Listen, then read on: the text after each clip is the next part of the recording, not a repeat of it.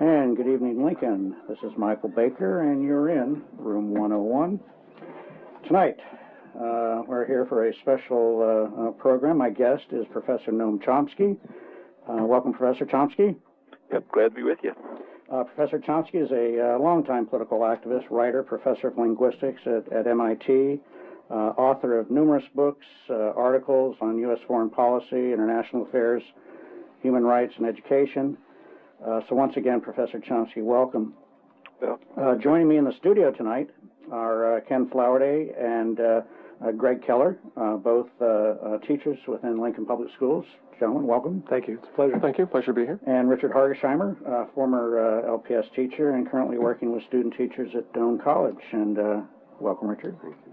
Professor Chomsky, in a dialogue excerpt with David Barsamian several years ago, Education is Ignorance, you point out that there's a contradiction that runs right through the educational system. Would you please comment on what this contradiction is? you have to remind me of the interview. There are a lot of contradictions. Yeah. Which one did I mention? This was, it's from Class Warfare, Education is Ignorance, with a dialogue with David Barsamian. Well, I'd have to look to find out what you're referring to. Well, maybe we just talk about, is there a contradiction that runs through public education? I've forgotten the context there, but there's lots of problems. You could call them contradictions. There's, on the one hand, a commitment to, ever since the beginning of the public education system, to instill obedience, keeping to sort of a factory-like discipline system, subordination, accepting standard doctrine, and so on. That's one aspect of the educational system. On the other hand, there's a conflicting element which tries to engender creativity, independence, willingness to explore, and so on. And sometimes they're in contradiction. So, for example, the sciences couldn't exist unless the second factor was stimulated. On the other hand, subordination to power couldn't exist unless the first one is. Maybe that's the one I was talking about. I don't remember. Okay. Professor Chomsky, this is Richard. You have a great deal of faith, which I share, in the ability of ordinary folks to figure things out for themselves in voluntary cooperation with one another. Can teachers help create the conditions for this to happen? And if so, what should teachers be doing? Well, sure, teachers can help a lot, just as parents can, peers, friends, other adults, and so on. What they should be doing, I think, is precisely trying to encourage students to explore on their own, think for themselves, challenge received doctrines and opinions, and at the same time help them acquire the skills that they're going to need to survive in the world.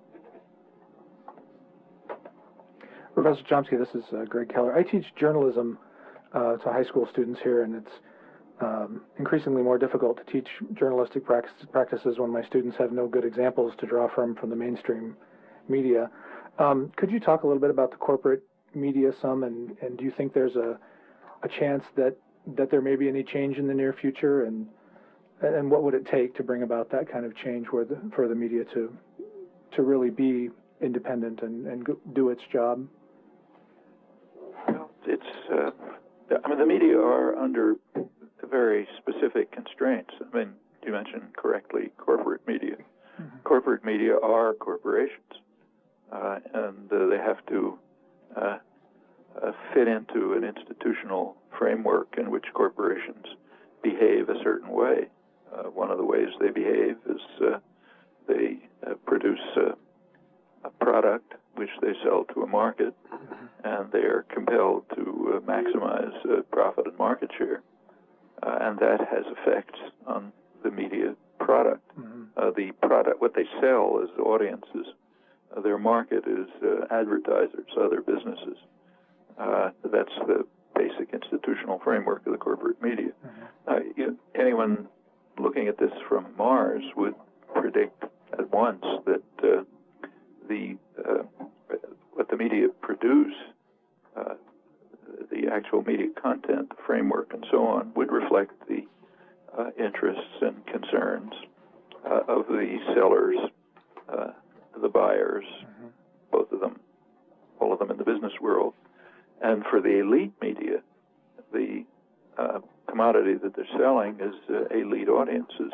Mostly the agenda-setting media are selling, the readers of the New York Times and so on, who are relatively privileged, part of the political class for the most part, and tend to share many of the interests and concerns of the sellers and the buyers. So that alone imposes a kind of expectation on the media. At the same time, just as in the educational system, there are counter pressures. I mean, the pressure of professional integrity, honesty, seeking to find the truth, and so on. And serious journalists know that they run into problems when they press that too far. Some of the I've heard stories from some of the most prominent investigative reporters that are demonstrate more cynicism about the media than I would have had from their own experiences. You mentioned problems that they run into, like what? Pardon? You mentioned that there's problems that they run into. For example? Well, if you go too far on some topic, that in ways that begin to conflict with the interests of owners, editors, advertisers, and so on, there are many ways of bringing you back into line, like sending you to the metro desk because you're don't have proper balance, or you telling you're getting too emotionally involved in the issues, and a whole variety of techniques are used, or up to finally threatening, simply saying we're not going to run the story, or threatening your career. All of those things happen. And incidentally, they happen in the educational system too, to teachers, let's say. In what ways? Pretty much the same ways. If a teacher goes too far in stimulating the kind of independent thought which would challenge the beliefs and commitments of those with power and privilege, they will probably be subjected to similar pressures. Happens right through the university system. It can be resisted, but it's it's always there. I mean, that's the way hierarchic systems of power and privilege operate. You asked before, can there be changes? Sure. Under popular pressure, for example, the media have opened up quite a lot. I think they're in many ways more free than they were, say, half a century ago. Right. And there are, in many ways, in some ways they're not. I've just watched here, right in Boston, where I live, the major newspaper, the Boston Globe, has gone through rather significant changes, depending on who the editor is,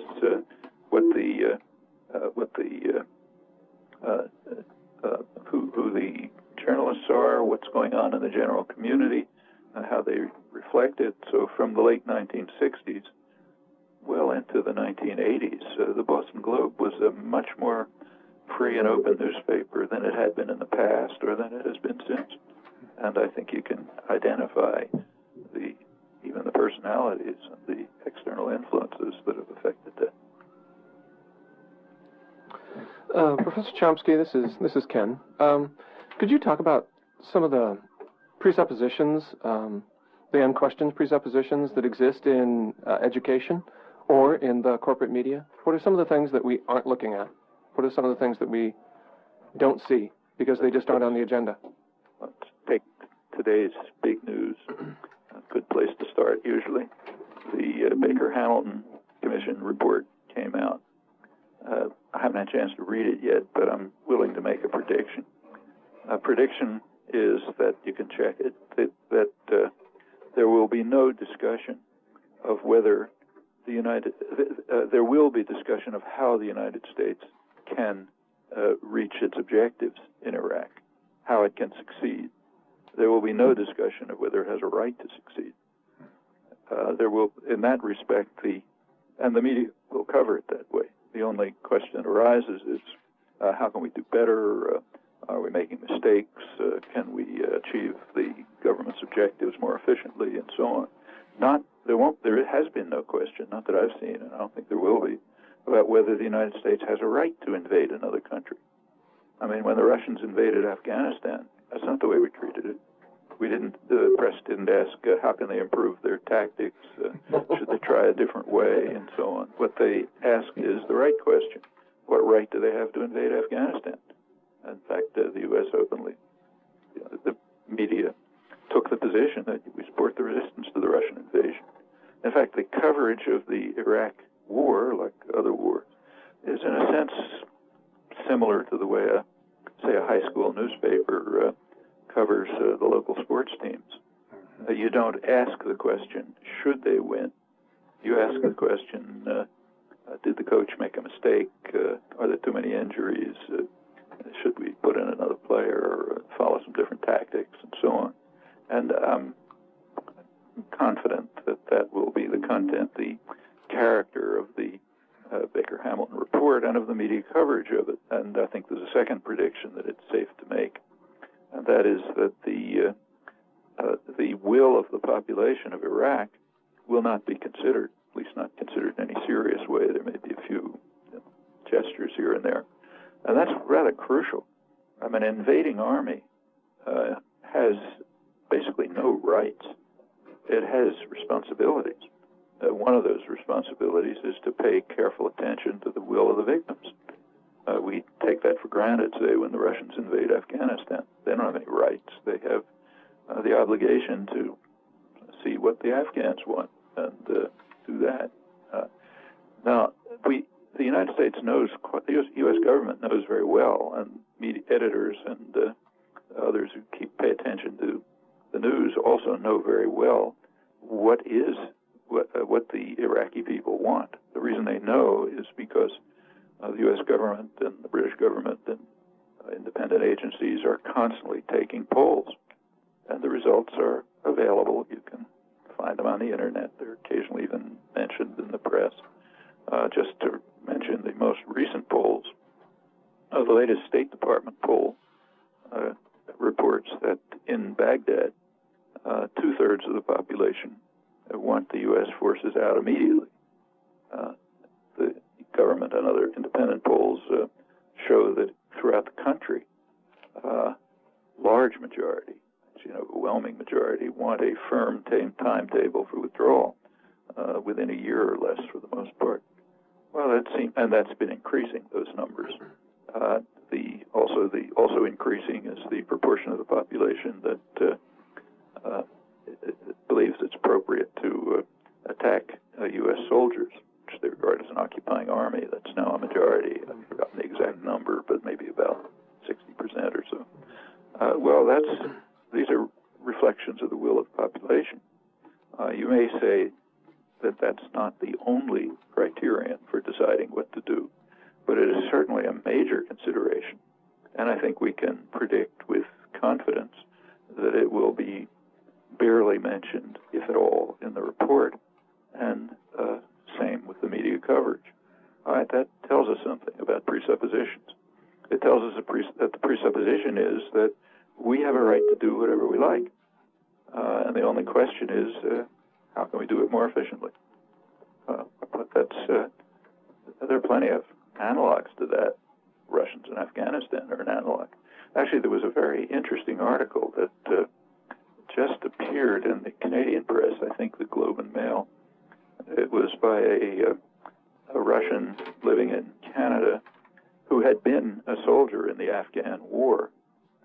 And he compares, in the Russian invasion of Afghanistan, I think it's an op-ed, compares the coverage of the Afghan war and the Chechnya war in Russia while he was there to the coverage of the U.S. war in Iraq here.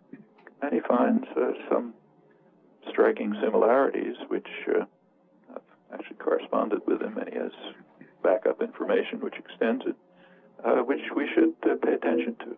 We should be concerned about that. In fact, we have less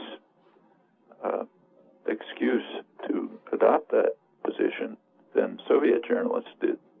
I mean, if you were a journalist for Pravda in the 1980s, there really were severe penalties for not towing the party line. Here, that's just not true.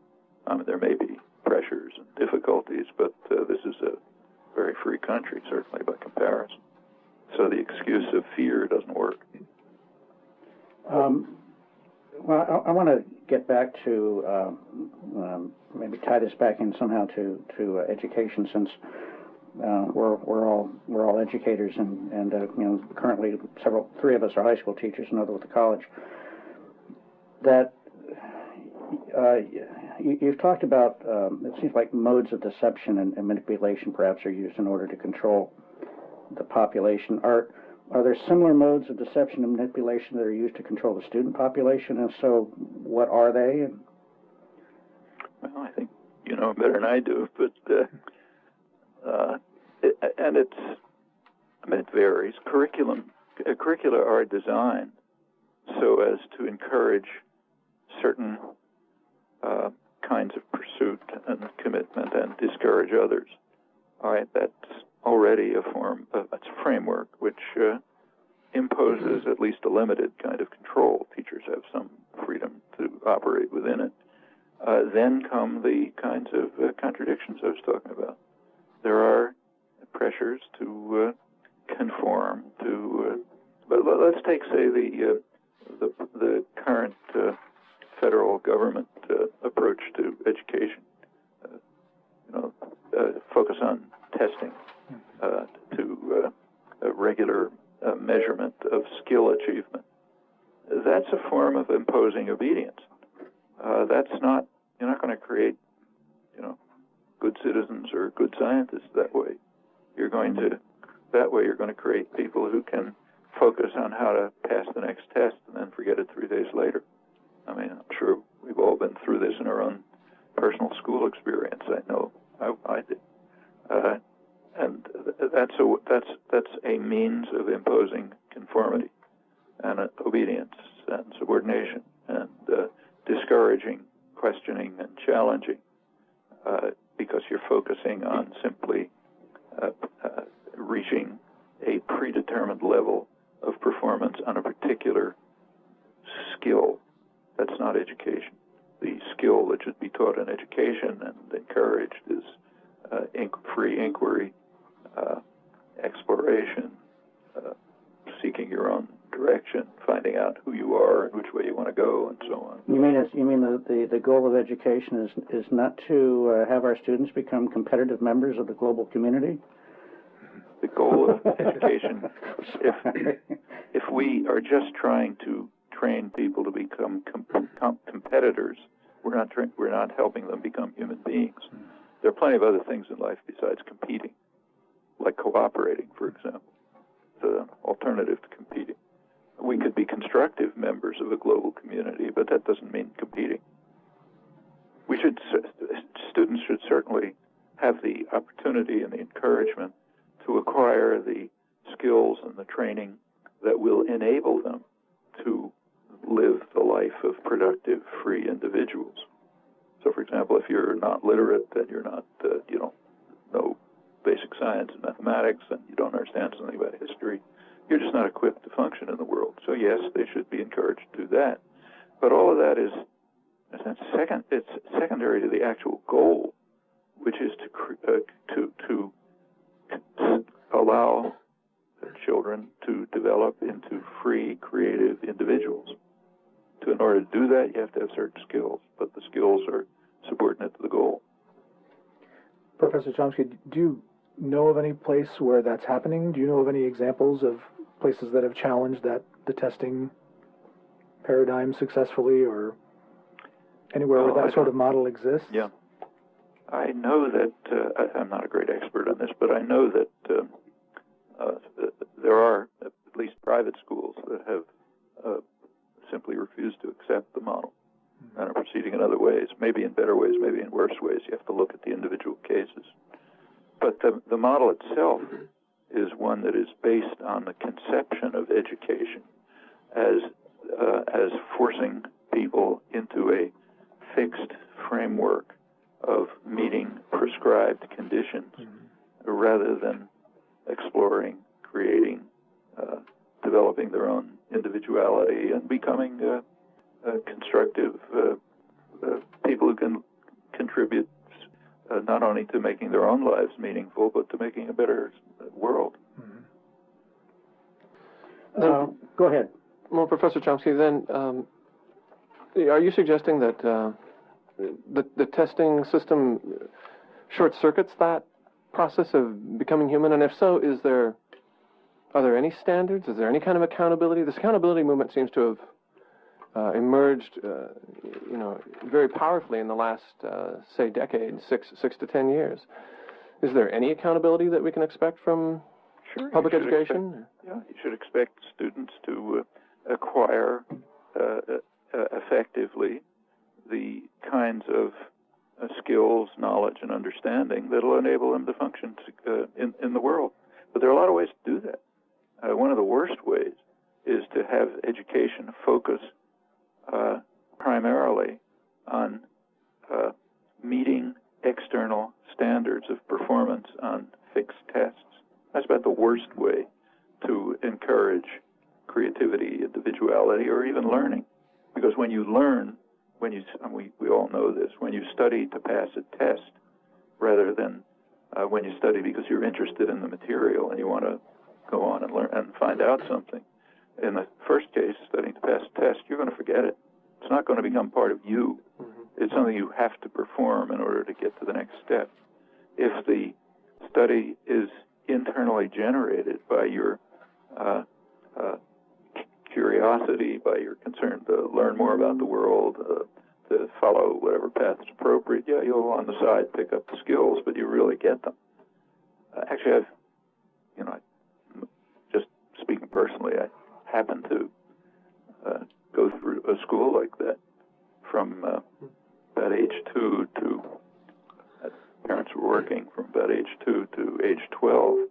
I was in an experimental Deweyite school run by Temple University School of Education. Sure. And that's exactly what it was like. I mean, there were tests now and then, but students learned what they had to learn to pass the tests by pursuing interests that they were encouraged to pursue, individual ones, cooperative ones, and so on. And that was a very meaningful educational experience.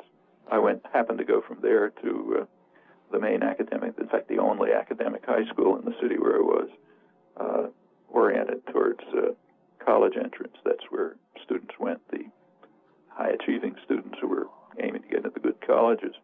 And those 4 years in high school are kind of a black hole in my memory. I got through, I got all A's, passed all the exams and everything else, but I can hardly remember what went on. On the other hand, the first 10 years I remember very well. Like I could almost tell you of the paper on astronomy that I wrote in 3rd grade.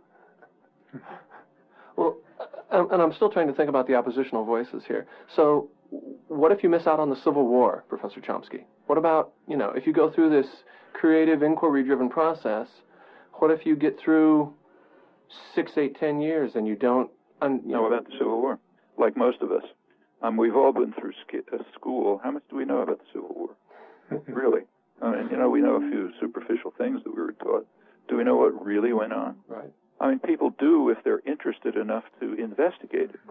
And what you find when you investigate it is that the general formulas are mostly not correct. There's a lot of other things happening that you don't get test questions on. And that requires genuine curiosity. It requires curiosity, and what a good teacher ought to be striving to achieve is developing curiosity.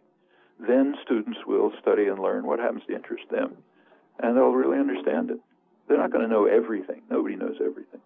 Okay, so if you don't know the truth about the Civil War, you know truths about something else. But there is no fixed standard of answering questions that defines a meaningful education. It only undercuts meaningful education. We may have a call here. I'm gonna see what happens, and God, I hope I don't lose you here. So Okay. we'll see what's going to happen. Go ahead. I'm here, Michael. Go ahead. This is Don Pearl. Yes, Don. Oh, Yes. Don Pearl from Colorado. Right. Just want to thank Noam Chomsky so much for being an inspiration to so many people.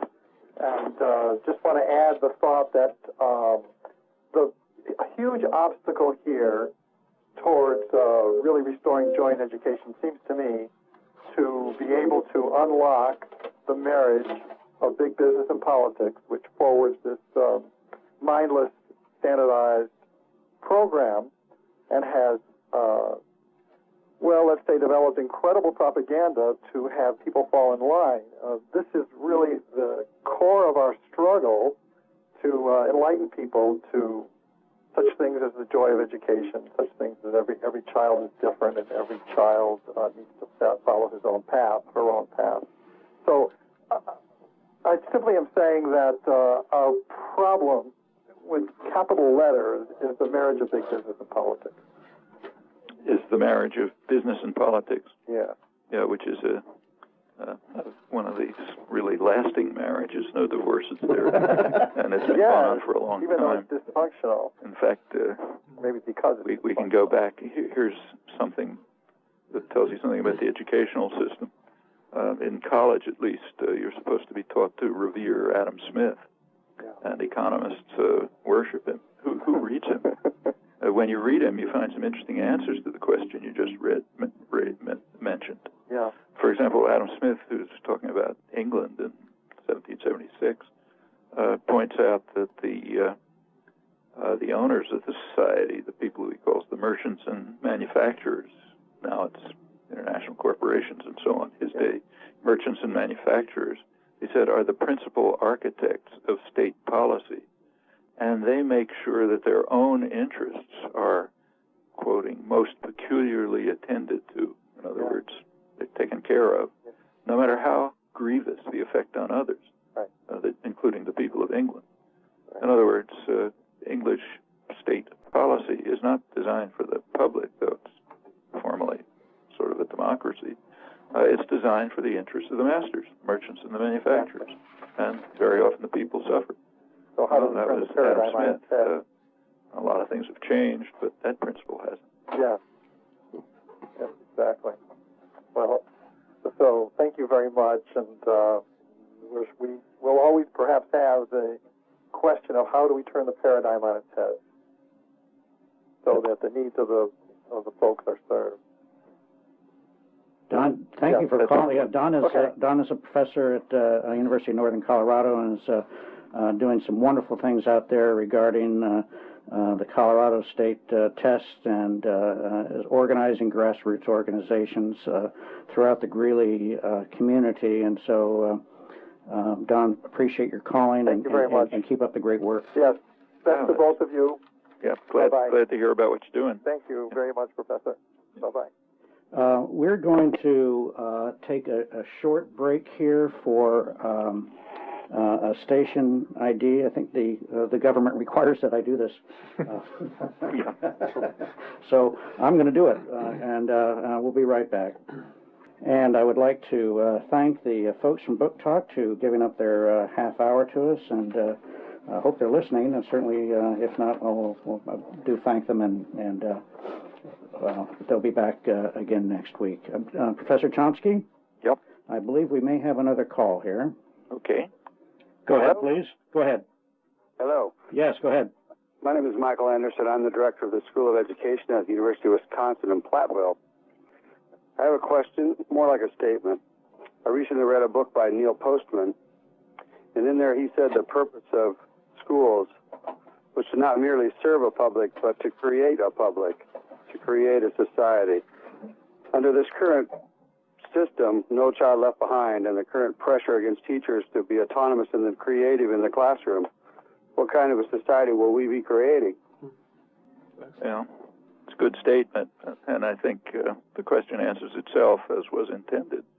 We're creating a society in which teachers are prevented from performing their profession creatively in ways that will help students also become creative members of the society. That's what we're creating. We're creating a society of obedient teachers compelling students to become obedient members of a disciplined society. And that's the intention. I mean, what other purpose can it serve? I presume that's Neil Postman's point. Mr. Anderson, are you still there? Yes, I am. Okay. Anything else? No, I just wanted to point out how valuable, Mr. B, I think your radio program is, and that if the citizens in the society you're trying to create in that particular community would stand up and support what you're doing, the schools would be a much better place. Thank you. I'm deeply humbled. Thank you, Mr. Anderson. Dr. Anderson, excuse me. Bye now. Bye-bye. Professor Chomsky, what projects are you working on currently? Well, I live a kind of schizophrenic existence. I have all my life.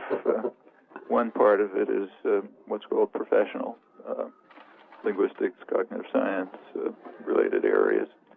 And I keep working on problems. They're very exciting problems there. The field happens to be in an interesting stage to state. There's lots to do and so on. That's one side. Mm-hmm. And the other side is what's called is just involvement in affairs of the world and human affairs, political, social, economic activism, giving talks, having meetings. A couple of days ago, typical day, I spent the day at work, meeting students, having interviews and so on, and went off to a meeting in the evening, an evening meeting of an extraordinary group. It's called City Life Vida Urbana. It was having its annual meeting to open its 34th year of a very effective grassroots activism in the poorest areas of Boston, the city where I live. And it was also opening a very lively, exciting meeting. It was also the opening meeting for a 3-day session of radical organizers from around the country, a couple hundred of them, who were talking and discussing and interacting about ways to do similar things elsewhere. That's what, to get back to the wording that was used by the last caller, that's what makes a decent society, people like that. And those are the two halves of my life. Sure, a lot of particular projects in each of them. Professor Chomsky, and a lot of the stuff I've read that you've written of late, I would say in the last several years, you seem to evince a great concern for the future of your children and grandchildren and the shape of this world. Seems to be a very deep thing that sort of comes out in your writings here and there. Yeah, that's quite accurate. Maybe it's a reflection of my age, where you think about your grandchildren, what kind of world you're leaving to them. But I think it's objective. The human species is facing challenges that are unprecedented and that literally have to do with survival. One of them has been hanging over our heads for 50 years and is, I think, getting more dangerous, and that's the threat of nuclear war. It's an imminent threat, and a very serious one. Not much discussed outside of professional circles, the circles of strategic analysts, arms control activists, and so on. They're really concerned. When you get people like, say, Robert McNamara, former defense secretary under Kennedy and Johnson, when you find him writing articles warning of what he calls apocalypse soon if we persist in our current forms of aggressive militarism, then you know it's serious. And he's supported by substantial figures in that area. You read in the Journal of the American Academy of Arts and Sciences, you cannot get more respectable and sober. You read one of the leading strategic analysts, most respected, saying that our current policies of aggressive militarism, I'm quoting him now, carry the risk of ultimate doom, and ultimate may not be far away because they are escalating the threats of terror, conflict, war, and possible nuclear war, which we've come very close to in the past, and there's more chances now. That's one threat to survival, a serious one. One positive, sort of hopeful aspect of that threat is that the ways to end the threat, or at least mitigate it, are at least known. They're not being pursued, but they're known. In fact, what's being pursued is exacerbating the threat. A second one, which is also a literal threat to survival, is more long-term, but coming along, and that's environmental catastrophe. Nobody can be sure of exactly the form that it will take or exactly the pace at which it will accelerate, but we can be quite confident that the longer we delay in doing something about it, the worse the effects will be. And the effects could be, and in fact are likely to be, quite catastrophic. Those are two major threats, which are literal threats to survival. Another threat sort of lingering right nearby them is that our own actions, the actions of our government, which means either our citizens' action or inaction, they are making the threats more dangerous. A fourth problem connected with that is that there happens to be a very substantial gap between public opinion and public policy on most of these issues. So the public is in favor of taking measures which will mitigate and limit, maybe eliminate the threats. On the other hand, the government is pursuing policies which make them worse. And on issue after issue, that gap is very real. Just to give one illustration, you read in the papers that the United States didn't sign the Kyoto protocols on global warming. It's one of the few holdouts, which is correct technically if you understand the term United States to exclude its population. You look at the population, that's correct. I mean, the population is very strongly supported the Kyoto Protocol. In fact, supported it so strongly that a majority of people who voted for George Bush thought that he supported it, apparently on the assumption that it's such an obvious thing to support that their candidate must be supporting it. Well, that tells you something about the way the educational system and the media system is working, and also about how the political system is working. It's as if they're kind of following the motto of Adam Smith that I quoted before. The owners of the society pursue their own interests, make sure they're cared for, tended to, and what people want is marginalized, irrelevant. Professor, I believe we have another phone call coming in. Hi. Go ahead. Hey, Mr. Baker. Yes, Cody. Hi, I had a question for the doctor. Go ahead. I wanted to know how big of an effect he thinks the media has on the school system. The effect of the media on the school system? Yeah. Well, teachers are literate, interested human beings. They read the media. It helps shape their perception of the world. Same is true of curriculum designers and others. But the media are part of a much broader intellectual culture, which includes the universities, professional journals, and so on.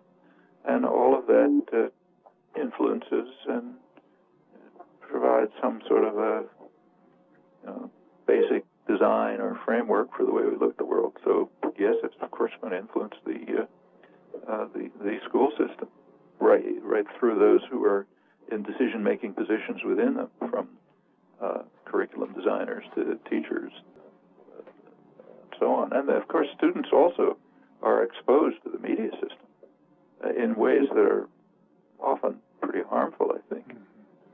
In what ways? Well,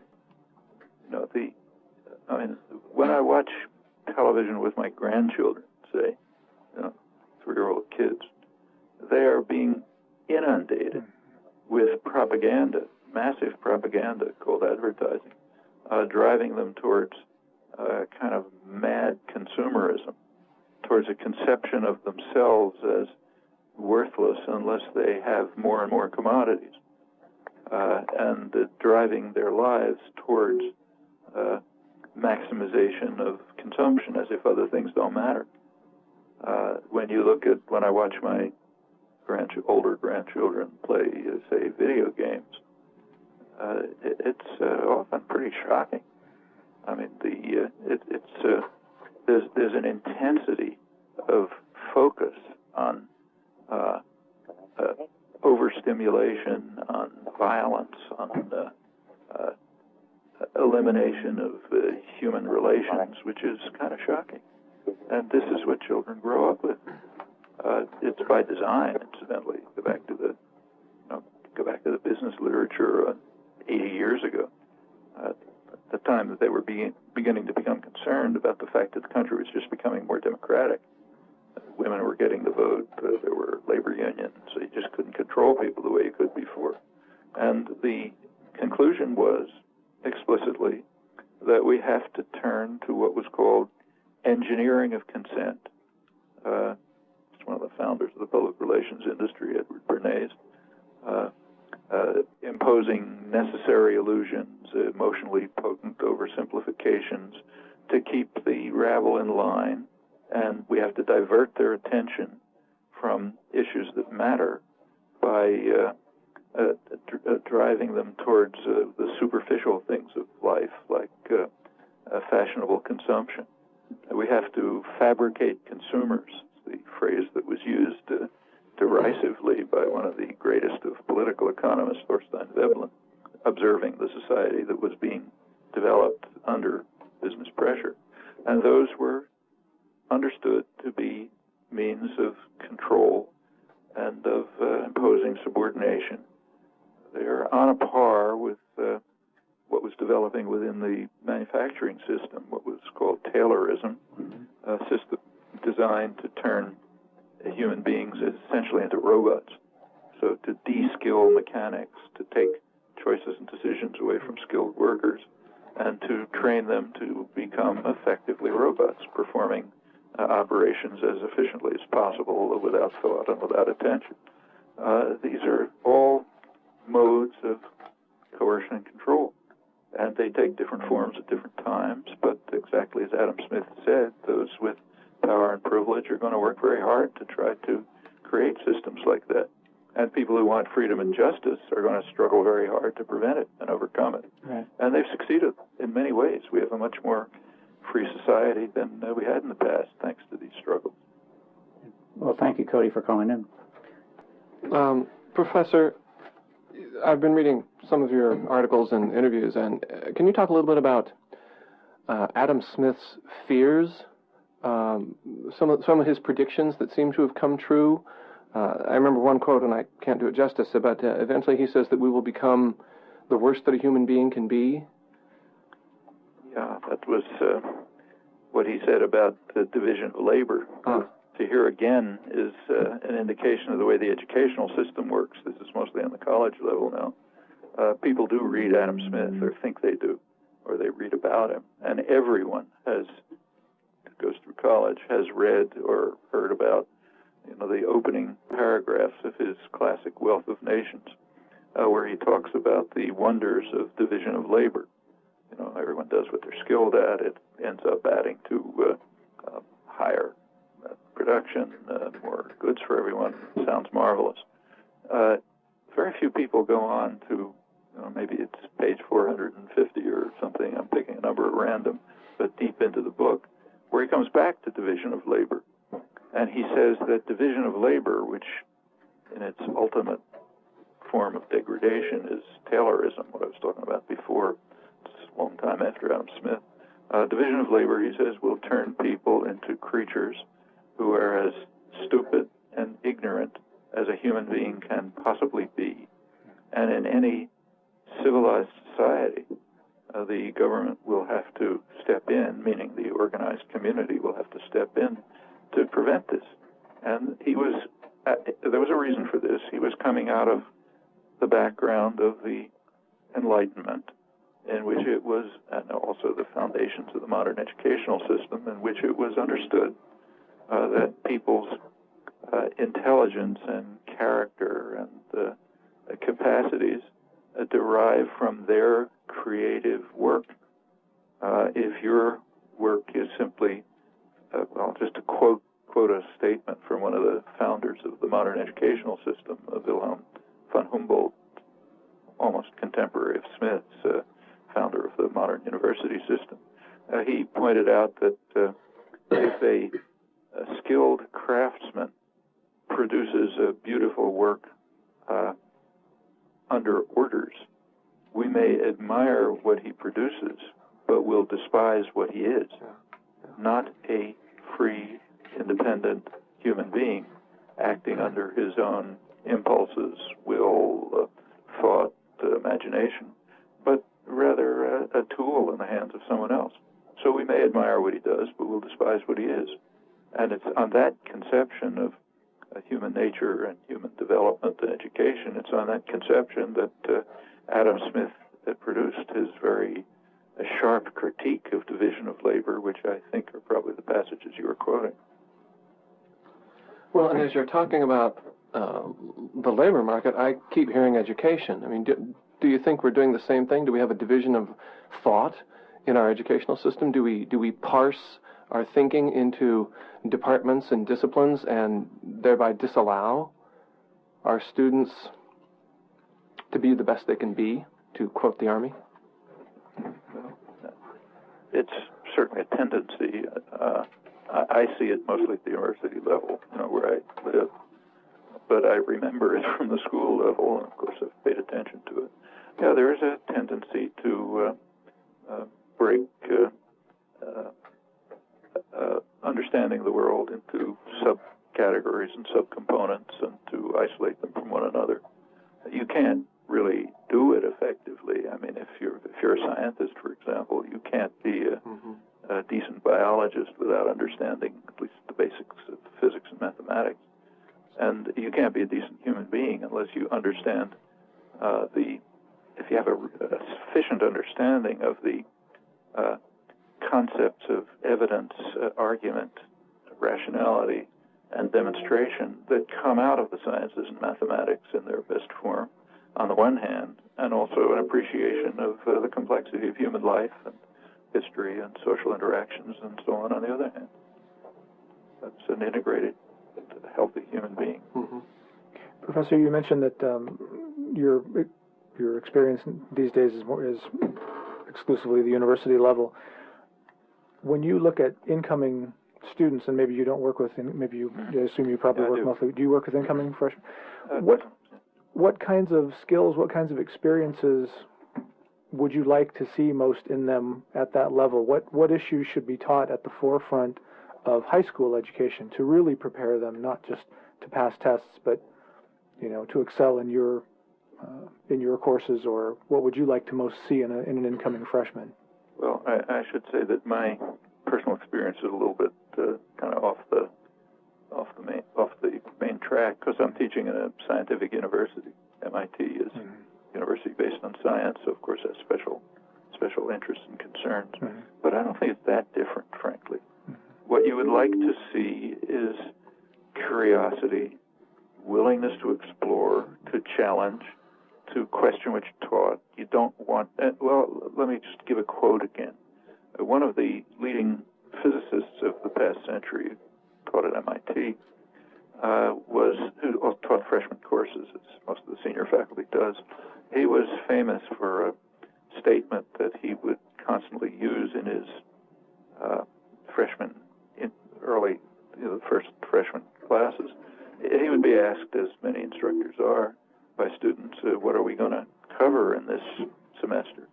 And his answer was, it doesn't matter what we cover, it matters what we discover.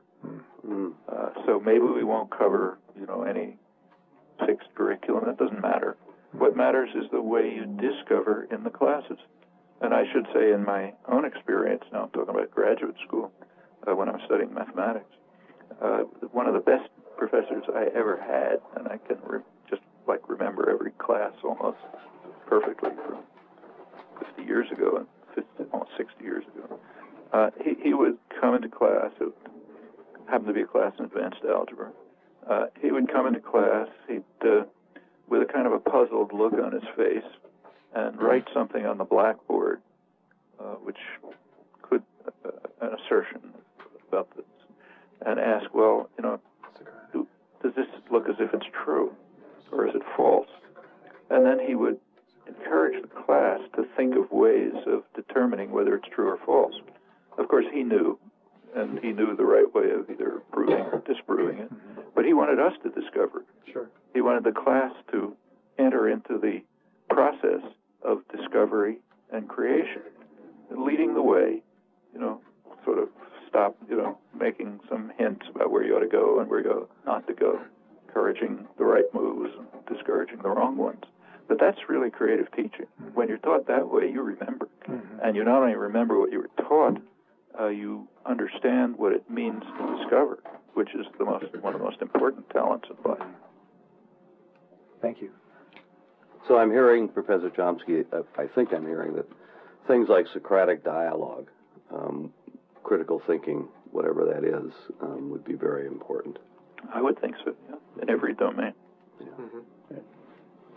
Well, we are almost at the end of our time, Professor Chomsky, and I want to deeply thank you for agreeing to be on this evening. Is there something that you would like to leave with our audience as we get ready to go off the air?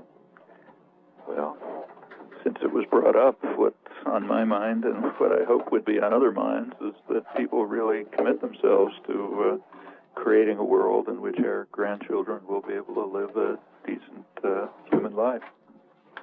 And, well, before we leave, too, I believe tomorrow is your birthday, and So, we wanted to wish you all an early happy birthday, and once again appreciate you being here with us this okay, evening. thanks a lot. Really enjoyed the chance. Thank you very much. Thank you very much. Okay. All right. Well, this has been Michael Baker. We've been in room 101 with Professor Noam Chomsky from MIT, and I've been joined here in the studio with Greg and Ken and Richard, and you're showing a note of some sort. Okay, I see. All right. Join me next week